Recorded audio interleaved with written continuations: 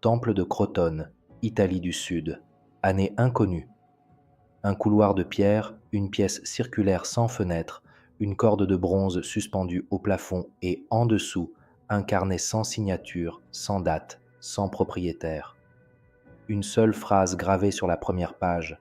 Celui qui vibre dans sa note ne tombe pas malade, il oublie simplement. Personne ne sait qui l'a laissé là.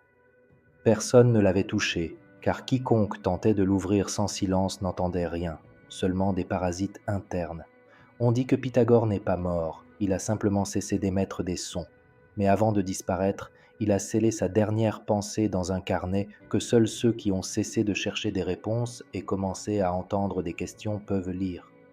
Lorsque l'âme et le corps ne résonnent plus sur la même fréquence, la maladie commence. Il l'a écrite dans la marge de sa chambre, quelques jours avant de se taire à jamais. Pendant des siècles, des moines, des musiciens, des médecins et des alchimistes ont parlé de ce carnet, mais ne l'ont jamais montré.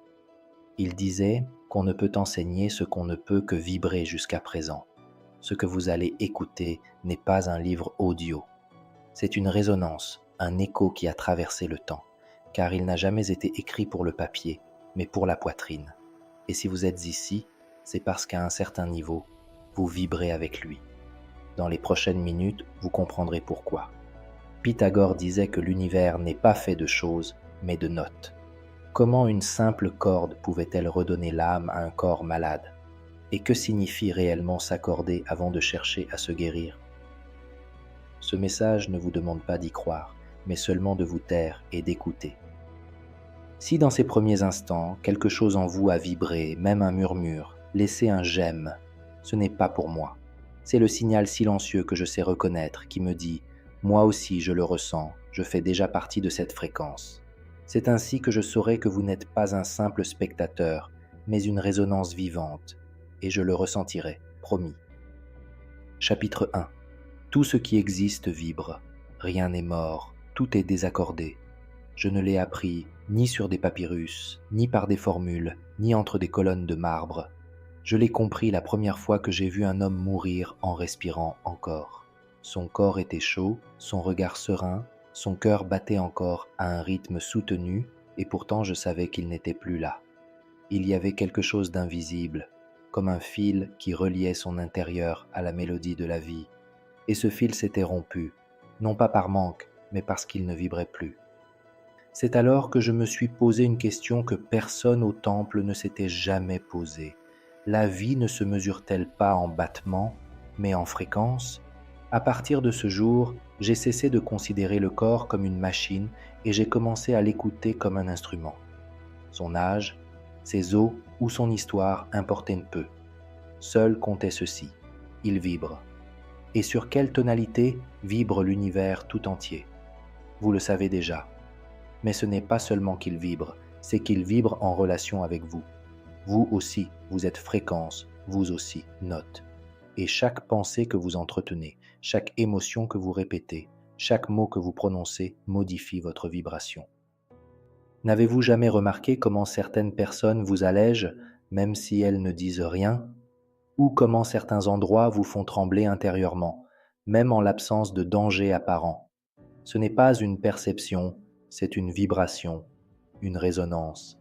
C'est un langage que vous n'avez pas appris, mais que votre corps a toujours parlé. J'ai passé des années à essayer de guérir de l'extérieur avec des plantes, des massages, la prière, le jeûne. Certains ont aidé, d'autres non. Jusqu'à ce que je comprenne ceci. Ce qui ne résonne pas en vous ne reste pas. Ce qui n'est pas dans votre note tombe. Et ce qui vous rend malade n'est pas ce qui vous blesse. C'est ce qui vous force à vibrer comme quelque chose que vous n'êtes pas. J'ai vu une femme guérir simplement en entendant la bonne note sur un monocorde. Juste cela, un son soutenu, pur, clair. Cela n'avait pas de nom, mais en l'entendant, elle s'est mise à pleurer et, à travers ses larmes, m'a dit « Je ne savais pas qu'il y avait quelque chose en moi qui se souvenait de cela. » Alors j'ai compris que la guérison n'est pas la connaissance, c'est la mémoire. Tout ce qui existe vibre et tout ce qui vibre peut revenir à son état originel si on lui rappelle comment, non pas par des mots ou des techniques, mais par une présence qui ne juge pas, qui ne pousse pas, qui ne fait que raisonner. Les maladies ne sont ni des punitions ni des épreuves, ce sont des messages vibratoires, des cris du corps qui disent « Je suis hors de ma tonalité, aidez-moi à revenir ». Si cela vous touche, c'est que quelque chose en vous commence déjà à s'accorder. Et ne vous y trompez pas. Nul besoin d'être musicien ou mystique. Il vous suffit d'écouter avec vos pores, avec votre poitrine, avec la vibration silencieuse qui habite votre âme. Chapitre 2. Le corps est une lyre désaccordée. Ce n'est pas dans un livre que je l'ai compris, c'est en observant un vieil homme qui marchait sans rythme, comme si chaque pas était une note à part.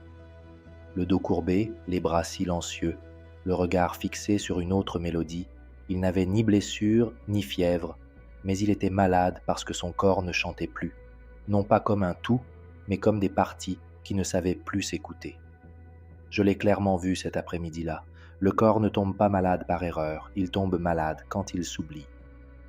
Comme une lyre sacrée qui, négligée, commence à sonner de manière déformée sans que personne ne s'en aperçoive au premier abord. Chaque partie du corps a sa propre tonalité. Le cœur bat en rythme, les poumons respirent par intervalles, le foie vibre en rythme. Inutile de le mesurer, vous pouvez le ressentir. N'avez-vous jamais ressenti une émotion et senti soudain votre estomac se contracter ou quelque chose de bouleversant et avant même de vous en rendre compte, votre cou se raidir? Ce n'est pas une coïncidence. C'est la vibration interne qui désaccorde un instrument parfait. La médecine appelle cela un symptôme. Moi, j'appelle cela une dissonance. Car lorsqu'une seule corde perd son timbre, l'instrument tout entier cesse de sonner comme il le devrait. Et le pire, ce n'est pas que ça sonne mal, c'est qu'il commence à oublier son chant originel. Pendant des années, j'ai cru devoir réparer le corps comme un forgeron, appuyer ici, forcer là, bouger, corriger, imposer, jusqu'à ce que je me rende compte de l'évidence. Le corps n'a pas besoin d'être forcé, il a besoin d'être accordé. Et accorder quelque chose ne le casse pas, c'est d'abord l'écouter. Un jour, une disciple arriva au temple, souffrant d'insomnie. Aucune plante ne la calmait, aucune technique ne la soutenait. Je lui demandai de s'allonger sur la pierre et placer le monocorde sur sa poitrine, une seule note soutenue. Au bout de quelques minutes, elle se mit à pleurer, mais pas de tristesse. Elle pleurait comme si son corps se souvenait d'une chanson perdue.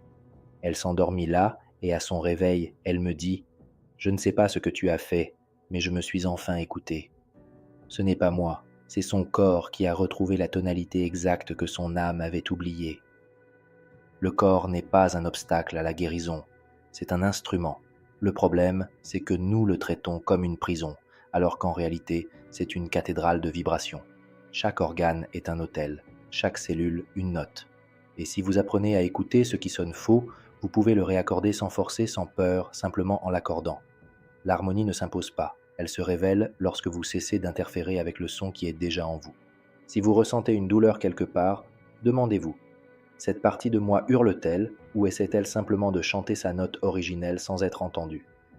La maladie n'est pas le problème, c'est le signal du corps qui vous demande de le réaccorder. Et si vous écoutez avec votre cœur, vous saurez sur quelle corde il vous appelle. Chapitre 3. La voix humaine est un remède sacré. Chaque mot porte une fréquence, et chaque fréquence est un ordre pour le corps. Ce n'est pas dans un temple que j'ai découvert cela, ni lors d'une expérience. C'est en écoutant une mère chanter.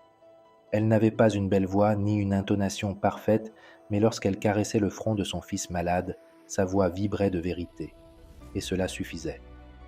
L'enfant s'endormit, et à son réveil, la fièvre avait disparu, non pas à cause de la musique, mais grâce à l'intention derrière le son. J'ai alors compris quelque chose que j'avais entendu maintes fois auparavant, mais que je n'avais jamais pu exprimer avec des mots. La voix ne sert pas à informer, mais à transformer. La médecine moderne mesure les organes, mais oublie que la voix est le premier contact avec l'âme. Parler ne se contente pas d'émettre des sons, mais programme, active, crée. Le corps écoute même quand on pense ne faire qu'exprimer. Chaque mot a un poids, et plus encore, une fréquence. Les mots prononcés en cas de colère vibrent différemment de ceux prononcés avec amour, et le corps le sait, le ressent, l'enregistre. J'ai vu des gens tomber malades à force de répéter sans cesse la même histoire douloureuse et d'autres guérir après avoir dit pour la première fois une vérité qu'ils avaient gardée enfouie dans leur cœur. La voix n'a pas besoin de volume pour guérir, elle a besoin de présence. Un jour, un homme est venu au temple avec des douleurs à la poitrine. Ils lui ont dit que c'était le stress, ils lui ont donné des toniques. Rien n'y a fait. Je lui ai demandé de dire à voix haute une seule phrase qu'il n'avait jamais osé prononcer. Au début, il a bégayé. Sa gorge tremblait, mais il a fini par la prononcer, et sa poitrine s'est détendue comme une corde enfin dénouée. Ce n'étaient pas les mots, mais la vibration émotionnelle qui s'en dégageait. Depuis, j'ai dit à mes disciples, n'utilisez pas votre voix pour expliquer, utilisez-la pour vous harmoniser.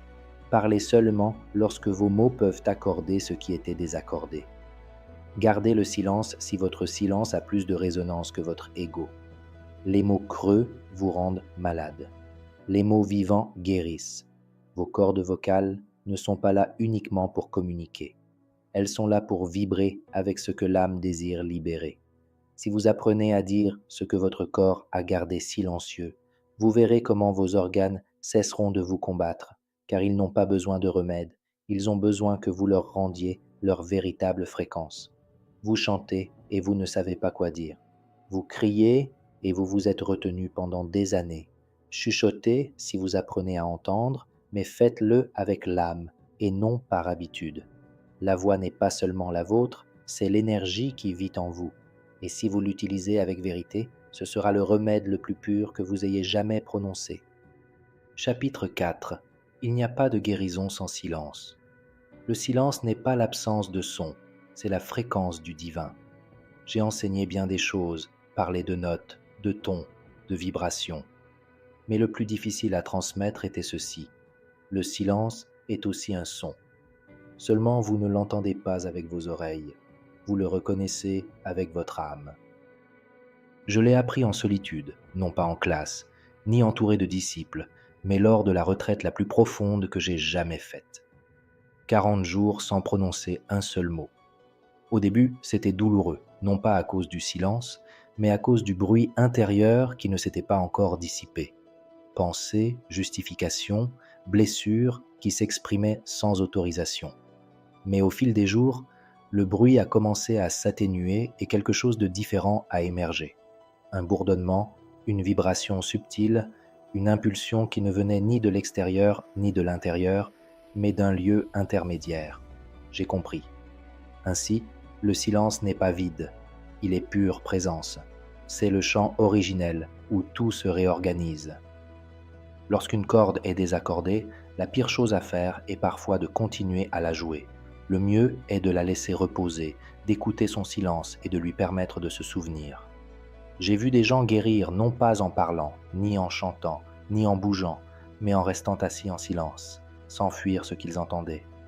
Le silence révèle des choses que les mots gâchent, et si vous apprenez à le maintenir sans le forcer, sans le remplir, vous verrez comment votre organisme commence à se réajuster. Un disciple m'a dit un jour, « Maître, j'ai l'impression de n'être plus rien. » Et je lui ai répondu, « Alors, vous pouvez tout écouter maintenant, car ce n'est que lorsque l'esprit est silencieux que la vibration de l'âme peut prendre sa place. » Et ce n'est que dans cet état que la guérison cesse d'être un effort pour devenir une conséquence naturelle. Rien ne vibre plus haut que le silence sacré. La maladie a besoin de bruit pour se maintenir, dispute, déni, illusion. Mais lorsque le silence s'installe, ce bruit perd de sa puissance et ce qui était déséquilibré retrouve sa tonalité originelle.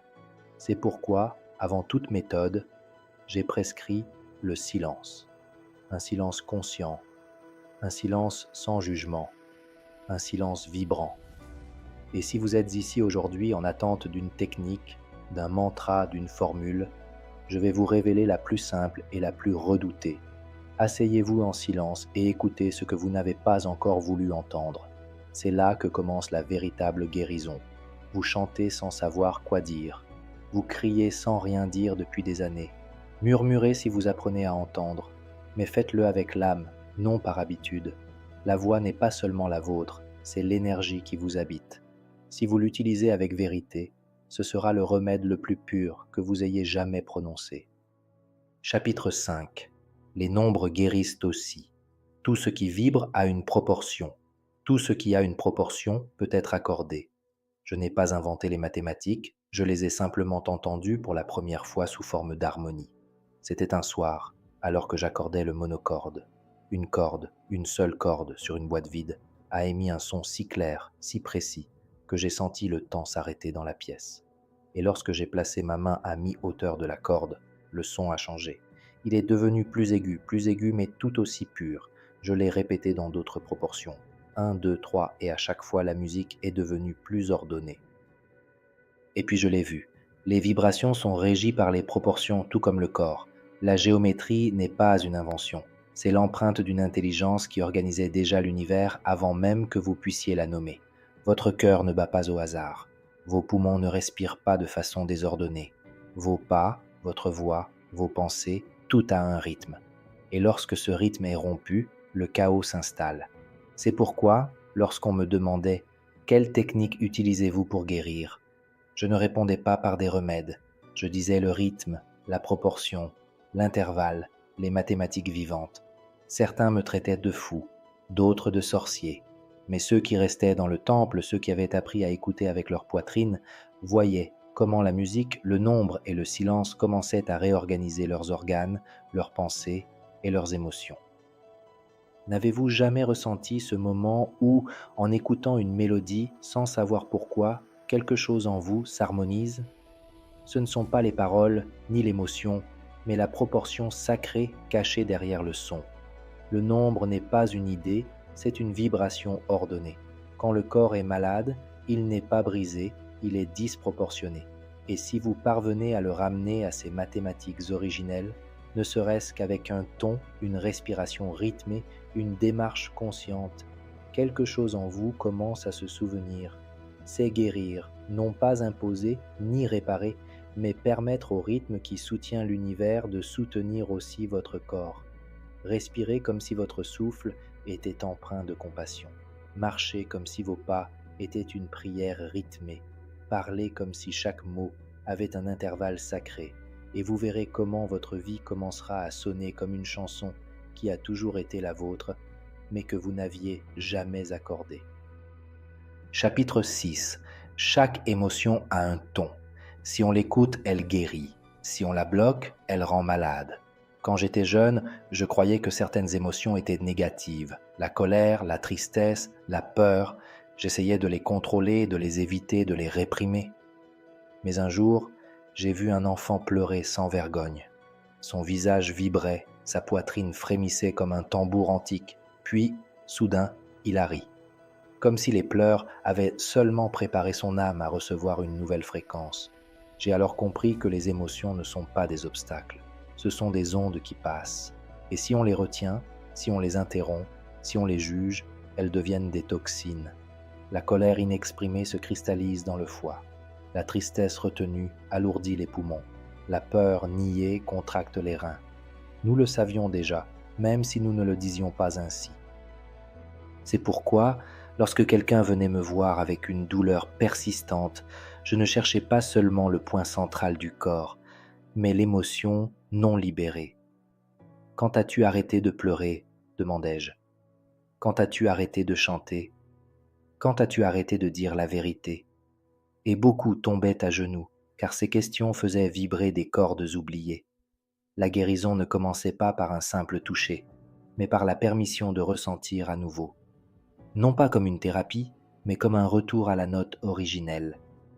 Les émotions ne sont pas une erreur, elles sont une musique qui cherche à être entendue. Et chaque fois que vous réprimez ce que vous ressentez, vous abaissez votre fréquence. Vous ne vous en rendez pas compte, mais le corps le sait. Il le sait toujours. Et quand vous ne l'écoutez pas, il hurle. Il hurle de fatigue, d'insomnie, d'inflammation. C'est pourquoi la médecine ne peut pas être uniquement physique. Elle doit aussi être émotionnelle, vibratoire, sonore. J'ai vu des hommes forts guérir en criant enfin ce qu'ils avaient eu pendant des années, et des femmes courageuses dénouent des nœuds simplement en s'autorisant à trembler devant quelqu'un qui ne les jugeait pas. On ne guérit pas en retenant, mais en permettant. Chaque fois que vous sentez une émotion monter, demandez-vous, puis-je la ressentir sans la réprimer?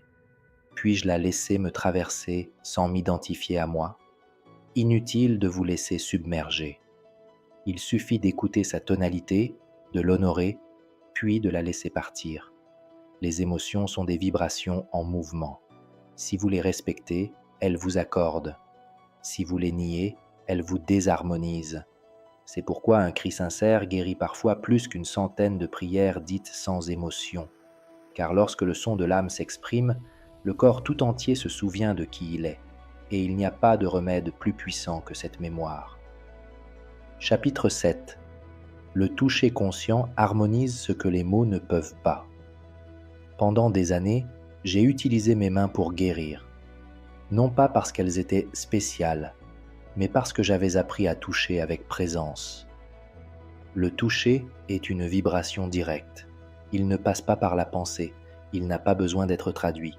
Il arrive avant le mot, il demeure après le silence. Un jour, une femme est arrivée sans voix. Pas de maladie physique, seulement une aphonie inexplicable. Je lui ai pris la gorge délicatement, mes mains sous sa nuque, et je suis resté là, silencieux. J'ai senti son corps trembler sous mes doigts. Je n'ai rien dit, j'ai juste touché. Et quand elle s'est relevée, elle a émis un son, faible mais vrai. Elle m'a regardé avec surprise et a dit « Ce n'était pas la voix, c'était ma peur. » Et là, j'ai compris encore mieux. Les mains peuvent restituer au corps ce que l'esprit a séparé. Mais ce n'est pas le toucher lui-même qui compte, c'est la qualité du toucher. Si on touche pour contrôler, le corps se défend. Si on touche avec jugement, le corps se tend. Mais si on touche avec écoute, le corps s'abandonne. Et dans l'abandon, la guérison commence. J'ai enseigné cela à peu de personnes, car le toucher conscient ne s'apprend pas en théorie. Il se transmet par la présence, s'affine dans le silence, se perfectionne dans l'humilité. Les doigts ne doivent pas forcer, ils doivent ressentir. Le toucher le plus profond n'est pas celui qui pénètre, mais celui qui accueille. J'ai vu des dos fondre sans massage, seulement avec des mains fermes, présentes et aimantes, car la peau sait reconnaître la vérité. N'essayez pas de guérir par le toucher, accordez-vous, raisonnez, établissez le contact comme si votre main était une note demandant la permission. Et lorsque vous sentez que le corps de l'autre vibre avec vous, plus besoin de rien. Le travail est fait, la mémoire est revenue, la guérison a commencé son balai.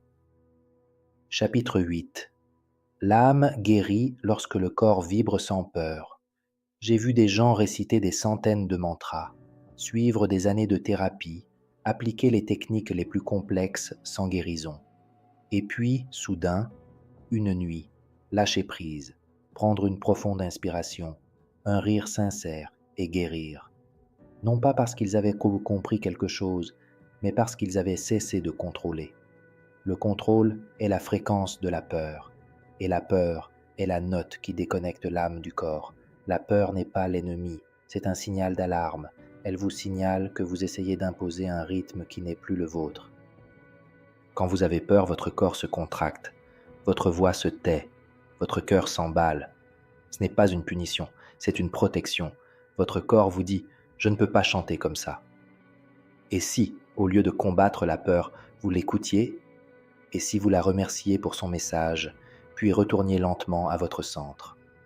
On ne peut guérir en se battant contre soi-même. La guérison survient lorsque l'on cesse d'essayer d'être parfait et que l'on commence à vibrer dans sa vérité, même imparfaite. Le corps guérit lorsqu'il se sent en sécurité. L'âme revient lorsque l'on cesse de lui mentir. Il n'est pas nécessaire d'être léger pour guérir. Il faut être vrai. Les vibrations les plus élevées ne sont pas pures, elles sont authentiques. Même la douleur, si elle est authentique, a son remède. Même la colère, si elle est consciente, peut libérer un nœud ancien. Le problème, c'est que nous avons appris à faire semblant. Faire semblant d'aller bien, faire semblant de savoir, faire semblant d'être fort. Mais le corps ne fait pas semblant, il sait. Et lorsque votre fréquence ne correspond pas à votre vérité, il tombe malade. Arrêtez de vous demander quoi faire. Demandez-vous qui vous essayez d'être. Et si la réponse est différente de qui vous êtes maintenant, revenez. Revenez à une vibration sans masque, sans défense. Chapitre 9. Guérir ne signifie pas redevenir celui que vous étiez, c'est vibrer avec celui que vous êtes maintenant. Nombreux sont ceux qui considèrent la guérison comme un retour. Je veux retrouver ce que je ressentais avant. Je veux retrouver mon ancienne énergie. Mais ce que vous étiez avant était un passage, pas une destination. Guérir n'est pas un retour, c'est une nouvelle harmonie, une nouvelle note qui naît après la dissonance, comme une corde qui, après avoir été trop tirée, retrouve enfin son centre. Vous ne serez plus jamais le même, et c'est là tout le cadeau, car celui que vous étiez avant avait besoin de tomber malade pour se souvenir. Maintenant que vous vous en souvenez, vous pouvez jouer différemment, plus lentement peut-être, plus profondément certainement. Et même si le monde ne vous reconnaît plus, vous aurez enfin l'impression de résonner. Ne courez pas après qui vous étiez. Honorez qui vous devenez. Chaque symptôme était une note déplacée. Chaque chute, une octave plus basse. Chaque éveil, une nouvelle gamme. Si vous écoutez avec amour, tout ce qui s'est passé vous a conduit à cet instant. Et à partir de là, vous pouvez choisir la musique à jouer, non pas pour le monde, mais pour vous-même. Et si votre mélodie est vraie, ceux qui doivent l'écouter viendront. Le corps n'oublie pas, mais il peut pardonner. Quand on cesse de le forcer à être ce qu'il n'est pas, il commence à se détendre. Et lorsqu'il se détend, il vibre à nouveau. Le secret n'est pas de corriger, mais d'accompagner. Vous ne guérirez pas si vous n'acceptez pas qui vous êtes aujourd'hui. Vous ne guérirez pas si vous jugez ce que vous avez ressenti hier. La véritable guérison ne réside pas dans l'absence de symptômes. C'est la présence consciente. C'est lorsque vous cessez de courir après la santé et commencez à vivre à votre rythme, quel qu'il soit. Et à partir de là, le corps s'accorde et l'âme chante. Et la vie devient musique, pas théorie. Chapitre 10. La fréquence de la gratitude répare ce que la peur a endommagé. Là où la gratitude vibre, la blessure perd de sa force. Nombreux sont ceux qui me demandent quel ton utiliser pour guérir, quel bol jouer, quelle note donner. Et parfois, je réponds par un paradoxe. Le ton le plus aigu n'est pas toujours un son, parfois un sentiment soutenu. Et ce ton, cette vibration silencieuse qui transforme le plus, c'est la gratitude. Je ne parle pas de dire merci avec la bouche ou d'écrire des listes pour se forcer à voir le bien. Je parle d'une fréquence interne qui s'active lorsque l'âme cesse de lutter et commence à accueillir.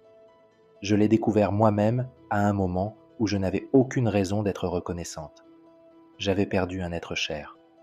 Mon corps était épuisé et mon esprit vide. Pourtant, dans ce silence intérieur, j'ai ressenti une légère vibration, comme une pulsation chaude dans ma poitrine. Ce n'était ni la paix, ni l'amour, c'était une présence qui me disait « Tu es toujours là ». Et c'était tout. C'était de la gratitude, non pour quelque chose en particulier, mais pour le simple fait d'exister à cet instant. Et depuis ce jour, j'ai compris quelque chose qu'aucune formule ne m'avait appris. La gratitude n'est pas une émotion, c'est une fréquence qui répare, qui purifie, qui ramène le corps à sa tonalité originelle. J'ai vu des malades résister à tous les traitements jusqu'à ce qu'ils commencent à être reconnaissants, non pas pour la maladie, mais pour ce qu'ils découvraient grâce à elle. Et quelque chose a changé. Leurs cellules ont cessé de se défendre, leurs muscles se sont assouplis, leur vibration s'est élevée. La peur se referme, la gratitude s'ouvre. On ne peut concilier peur et gratitude. L'une annule l'autre. Et lorsque vous choisissez d'être reconnaissant, même pour le plus petit rayon de lumière, vous réorganisez tout votre champ vibratoire. Un jour, j'ai demandé à un disciple de ne pas dire merci avec des mots. Je lui ai demandé de le dire avec son corps. À quoi ressemble un corps reconnaissant? Comment marche-t-il? Comment respire-t-il? Et en pratiquant, quelque chose en lui a commencé à guérir. Sans mots, simplement par la présence. Le corps perçoit la gratitude comme une permission de cesser de se défendre, de lâcher prise, de faire confiance, de se régénérer. Ne soyez pas reconnaissant seulement quand tout va bien. Soyez reconnaissant pour l'apprentissage, pour les erreurs, pour la douleur qui vous a appris votre vraie valeur, et vous découvrirez alors que la gratitude n'est pas une conséquence, mais une cause. Lorsque vous êtes reconnaissant, votre fréquence augmente et lorsqu'elle augmente, tout ce qui ne vibre pas avec vous se dissout. Faites de la gratitude une habitude vibratoire, une posture énergétique, une offrande silencieuse à l'univers, car là où il y a de la gratitude, la maladie ne peut subsister. Chapitre 11. La guérison commence quand on cesse de lutter contre soi-même. On n'est pas brisé, on est las de se rejeter soi-même. Pendant des années, j'ai voulu changer moi aussi, être plus forte, plus bienveillante, plus sage, moins craintive. Je me voyais comme un instrument imparfait et chaque jour, j'essayais de me corriger avec discipline, exigence et culpabilité, jusqu'au jour où je me suis assise devant un bol tibétain. Je l'ai frappé doucement et le son n'était pas bon. J'ai essayé encore et encore. Des coups plus forts, des angles différents, rien. Et puis, sans réfléchir, je l'ai laissé en silence. Je n'ai pas forcé, je n'ai pas corrigé, j'ai attendu. J'ai respiré avec lui et, au bout de quelques minutes, il a produit un son clair, rond, parfait. Et j'ai compris. Parfois, l'instrument ne sonne pas mal parce qu'il est cassé, mais parce qu'on essaie de le faire sonner comme quelque chose qu'il n'est pas. C'est ce qui se passe en vous, avec votre corps, avec votre histoire, avec vos émotions.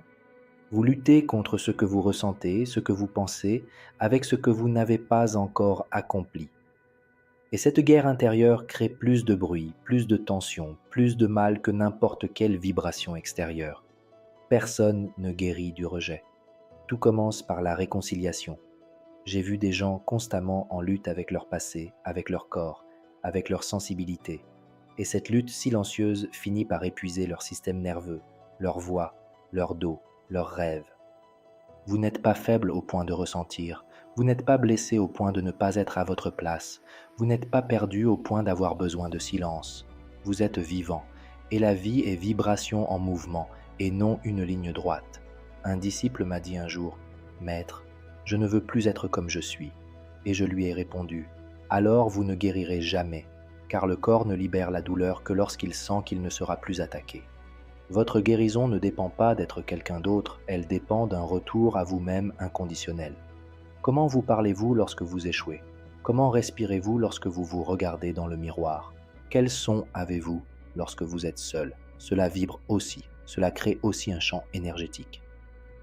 Votre corps écoute tout cela, et il ne guérit pas quand vous êtes dur, mais quand vous êtes présent, quand vous cessez d'essayer et commencez à accepter, quand vous abandonnez l'idée d'être meilleur et commencez à ressentir la beauté d'être exactement qui vous êtes. Car à ce moment-là, vos cellules cessent de se défendre et commencent à faire confiance. Le système s'ouvre, votre voix revient, votre peau rayonne, non pas parce que vous avez gagné, mais parce que vous avez cessé de vous battre. La véritable guérison n'est pas une ligne d'arrivée. C'est un état où votre corps, votre âme et votre histoire peuvent jouer ensemble, sans guerre, sans masque, sans honte. Vous n'êtes pas ici pour être parfait, vous êtes ici pour raisonner. Et lorsque vous entrez dans cette vibration, tout se met en place. Votre cœur bat en rythme. Votre respiration devient une prière. Vos pas résonnent comme de la musique. La vie vous accompagne tel un orchestre invisible qui n'attend que vous pour vous accorder. Rappelez-vous, vous n'avez pas besoin de trouver votre voie, vous l'avez déjà. Il vous suffit de cesser de la terre, vous n'avez pas besoin d'être léger. Vous devez être vrai. La vibration la plus élevée est l'authenticité. Guérir, ce n'est pas changer. C'est revenir à votre note originelle, celle que vous aviez avant que le monde ne vous demande d'être quelqu'un d'autre. Si vous avez écouté jusqu'ici, peut-être qu'une partie de vous a déjà commencé à se souvenir. Et si vous vous sentez prêt, ne cherchez plus. N'attendez pas le bon moment. Asseyez-vous, respirez, écoutez, vibrez. Car la note que vous cherchiez, c'est vous. Et si ce qui précède a réveillé quelque chose, ne serait-ce qu'une note oubliée au plus profond de votre âme, laissez-moi un signe. Un « j'aime » qui sonne comme un « oui, je suis là ». Un commentaire, ne serait-ce qu'un mot inédit, le vôtre, celui qui naît maintenant, sans filtre, sans forme, mais vrai. Et si vous sentez que cet espace peut abriter ce que vous ne savez pas encore exprimer, inscrivez-vous. Non pas pour rester informé, mais pour rester connecté. Ici, nous vibrons ensemble. Ici, enfin, plus besoin de faire semblant, raisonnez simplement. J'espère que vous n'oublierez jamais la sonorité que vous êtes, que, où que vous alliez, vous pouvez être un accord, un écho, la vie. Restez connectés. Je suis avec vous. À bientôt.